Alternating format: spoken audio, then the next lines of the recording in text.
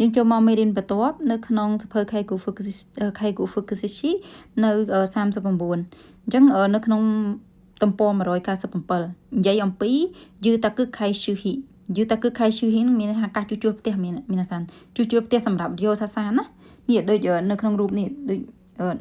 នេះគេយល់ទៅគេធ្វើដើម្បីកុំឲ្យយកសាសានគាត់នៅមនុស្សចាស់ហ្នឹងគាត់នៅផ្ទះទៅដើរដួលដល់អីអញ្ចឹងគេត្រូវតែជួសជុលផ្ទះដើម្បីគាត់សម្រាប់គាត់អញ្ចឹងណាហ្នឹងហើយអូខេអញ្ចឹងឥឡូវយើងទៅមើលមេរៀនយើងចូលដល់មេរៀនយើងគឺយើងនិយាយយើងគេថាទី1 Ichiban គេនិយាយថាTetsuri no Toriske មានន័យថាការដំឡើងប្រកាន់ដៃមានថាកន្លែងដំឡើងកន្លែងគាត់កាន់ដៃអញ្ចឹងណាអ្នកទាំងអស់គ្នា Tetsuri នេះស្គាល់មានអត់ Tetsuri នេះដូចនៅក្នុងយាយគាត់កាន់ដៃហ្នឹងនឹង Tetsuri ហ្នឹងសម្រាប់បងណាដែលគាត់នៅកំពុងធ្វើការនៅ Keigo កន្លែងស៊ីស៊ីសឺកន្លែងហ្នឹងគឺគាត់ប្រកាសជាស្គាល់ Tetsuri ឥឡូវខ្ញុំទៅបន្តទៀតនេះបានគេនិយាយថា Dansa no Kaisho Suruto no Keisha no Kaisho Fukumu មានន័យថានេះការកាត់បន្ថយកម្ពស់មានថាកុំឲ្យក្នុងផ្ទះរបស់គាត់ហ្នឹងគឺមានកន្លែងខ្ពស់ទាបកន្លែងអីចឹងណាកន្លែងហ្នឹងអញ្ចឹងគឺគេអត់ឲ្យមានកន្លែងខ្ពស់កន្លែងអីទេគឺឲ្យគាត់ដើរទៅស្រួលអញ្ចឹងណាអ្នកទាំងអស់គ្នានេះឃើញអត់យឺតែគឺខៃឈូនេះដូចនេះមានម្នាក់ប្រុសអីគាត់ធ្វើគាត់រៀបចំកន្លែងនេះដើម្បីឲ្យការដើរទៅស្រួលអញ្ចឹងនេះឃើញអត់អញ្ចឹងណាអូខេឥឡូវយើងបន្តទៅទៀតតបមកគេនិយាយថារួមទៀងនេះស៊ឺរ៉ូតូហ្នឹងខេឆាហ្នឹងគឺរួមទៀងលុបបំបត្តិមានថារួមទៀងបំលែងផ្លូវឲ្យរៀបស្មើយល់មកធ្វើផ្លូវយើងឲ្យស្មើអ្នកទាំងអស់គ្នាកន្លែងហ្នឹងខ្មែរយើងណាតទៅទៀតសាមបាំងគេនិយាយថាស៊ឺបេរីបូស៊ីយូប៊ីអ៊ីដូណូអេនកាស៊ឺកាតូណូno tame no yuka matawa surome no sairio no henko អញ្ចឹងគេចង់មានន័យថាម៉េចគេចង់មានលេខ3គេចង់មានថាការផ្លាស់ប្ដូរវត្ថុធាតុដើមមានថាការផ្លាស់ប្ដូររបស់របរដែលនៅក្នុងផ្ទះហ្នឹងទៅជាអីគេទៅដើម្បីកុំឲ្យមានការរអិលដួលអញ្ចឹងណាហើយនៅពេលធ្វើឲ្យអ្នកដើរហ្នឹង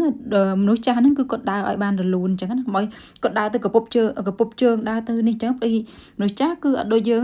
ជំហានយើងអាចលើកបាននេះបានតែចាស់គាត់ចាស់ទ្រុឌទ្រោមអ្នកទាំងអស់គ្នាអញ្ចឹងគេត្រូវរៀបចំផ្ទះហ្នឹងដើម្បីឲ្យគាត់រស់នៅកុំឲ្យគាត់រស់នៅទៅមានបញ្ហាឬក៏មានឧបសគ្គក្នុងការរស់នៅប្រចាំថ្ងៃអូខេឥឡូវយើងទៅមើលយើងបានគេនិយាយថា Hikidoto no Torikai មានថាការផ្លាស់ប្ដូរពីទ្វារធម្មតាទ្វារយើងរុញទៅមុខរុញទៅក្រោយហ្នឹងរុញឲ្យទាញហ្នឹងទៅទ្វាររុញទាញប៉ុន្តែកន្លែងហ្នឹងយកនេះហ្នឹងគឺទាញទៅខាងអ្នកទាំងអស់គ្នាកន្លែងហ្នឹង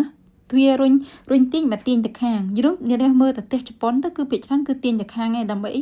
បីងាយស្រួលហើយចំណេញ space ទៀតហើយបារីយ៉ូសាសានគឺគាត់ទាញអញ្ចឹងទៅស្រួលគាត់ជិះលើគឺរម៉ាអេស៊ីទៅគាត់អាចចូលបានឬក៏គាត់ដើរទៅស្រួលដល់ពេលគាត់ទាញទៅគាត់ប្រើកម្លាំងហើយឬក៏រុញអញ្ចឹងអាចនឹងច្រឡោតតងចឹងអាពាក្យហ្នឹងវាកន្លែងហ្នឹងគឺវាសំខាន់មែនតើអ្នកនរគ្នាតែឥឡូវយើងទៅមើលមួយទៀតនិយាយថាWasaki Benki Kara Yosuki Benki Eno Torikai មានថាវ៉ាស្គី Benki ហ្នឹងគឺប្រគុណជប៉ុនណាប្រគុណដែលគេយើងអង្គុយអាជាស្រ័យបងគឺអង្គុយបែបលក្ខណៈអង្គុយចောင်းហៅពាក្យហ្នឹងណាអាប្រគុណទៀបដែលនៅជាប់អត់ក្រូហ្នឹងវ៉ាស្គី Benki នឹងប្រគុណបែបជប៉ុនដល់ពេល Yosuki Benki ហ្នឹងគឺប្រគុណដែលយើងអង្គុយលើហ្នឹងប្រគុណហ្នឹងគេហៅប្រគុណបែបអឺរ៉ុបប្រគុណហ្នឹងបែបប្រចាំប្រទេសហ្នឹងឯងអញ្ចឹងអ្នកទាំងអស់គ្នាត្រូវចងចាំថានៅពេលដែលប្រឡង Keigo Fukushi ហ្នឹងគឺសម្រាប់មនុស្សចាស់សម្រាប់ Koreisha គឺគេតម្រូវឲ្យបដូរមកប្រគុណអង្គុយលើនឹងបែបអឺរ៉ុបប៉ុន្តែបើ Ofuro គឺដាក់ប្រគុណបែបជប៉ុនអត់ឲ្យប្រើបែបអឺរ៉ុបទេប្រច្រាស់គ្នាឡើយហ្នឹងអ្នកទាំងអស់គ្នាបើយល់ទៅបើការប្រើ Haiseisu គឺប្រើបែបអឺរ៉ុបតែបើសិនងូតទឹកញូវយ៉កគឺហ្នឹងប្រើបែបជប៉ុនព្រៃប្រើបែបជប៉ុនគឺអត់សូវមានដាន់សាក់អញ្ចឹងណាអូខេតើឥឡូវយើងទៅទៀតអានេះខ្ញុំក៏បន្ថែមបន្តិចណាឥឡូវយើងទៅទៀតយើងទៅបន្តមិញដែរគឺគេនិយាយថា Benki no Ichi Muki Henko Benki no Ichi Muki Henko Wasuki toire o torikowashite kosisu yoko to ni isisu fukumu អញ្ចឹងកន្លែងហ្នឹងគេចង់មានន័យថាម៉េចគេចង់មានន័យថាការផ្លាស់ប្ដូរមានថាការផ្លាស់ប្ដូរបន្ទប់ទឹកហ្នឹងឲ្យគេថារើបន្ទប់ទឹកហ្នឹងទៅជាបន្ទប់ទឹកបែបអឺរ៉ុបហើយបន្ទាប់មកដាក់នៅក្បែរបន្ទប់គាត់ណា មានថាឲ្យគាត់នៅចិត្តកន្លែងគេញអ្នកទាំងអស់គ្នាគាត់ឡើងទៅទឹកអីក៏មកគាត់ដើរឆ្ងាយដើរអីចឹងណាអញ្ចឹងកន្លែងហ្នឹងគឺនេះហើយបើគាត់នៅជាមួយគ្រូសាកូនចៅគាត់គឺទៅផ្លាស់ប្ដូរឲ្យខូរ៉េសាហ្នឹងគឺនៅចិត្តបន្ទប់ទឹកឲ្យបានល្អបំផុតហ្នឹងគេតម្រូវអីអញ្ចឹងមក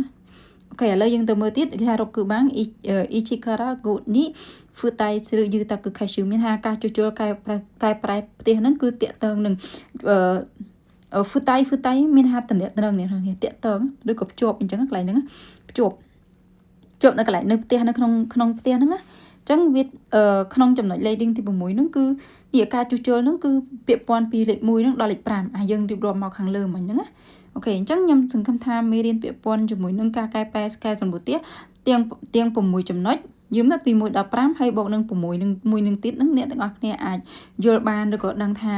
គេកែប្រែផ្ទះដោយរបៀបណាហើយមូលហេតុអីមិនគេកែប្រែផ្ទះហើយនឹងផ្ទះហ្នឹងគេកែប្រែអីគេខ្លះអញ្ចឹងណាអូខេអញ្ចឹងខ្ញុំសង្ឃឹមថាអ្នកទាំងអស់គ្នាអាចយល់បាននេះហើយអាចមើលរូបបាននេះដូចជាបន្ទប់ទឹកបដូរផ្លាស់ប្ដូរមកបន្ទប់ទឹកអីគេអញ្ចឹងណាទ្វារទៅជាធ្វើទ្វាររុញនេះអញ្ចឹងហ្នឹងហើយដល់ពេលអីគេដានសាក់នឹងទៅជាដានសាក់មិនឲ្យរៀបស្មើអញ្ចឹងទៅកុំឲ្យមានអីចឹងទៅមកហ៊ីគីដូឃើញលោកតាគាត់កាន់នឹងទេនេះគាត់កាន់នេះឃើញរុញទៅខាងអត់មានរុញទៅមុខទៅក្រោយដូចស្រុកយើងទេណាអញ្ចឹងណាអូខេអញ្ចឹងខ្ញុំសង្ឃឹមថាវីដេអូរបស់ខ្ញុំអាចឲ្យអ្នកទាំងអស់គ្នាយល់អំពីយូតាគឺខៃស៊ូហ៊ីអូខេអញ្ចឹងវីដេអូរបស់ខ្ញុំមានប៉ុណ្ណឹងទេអ្នកទាំងអស់គ្នាអរគុណច្រើន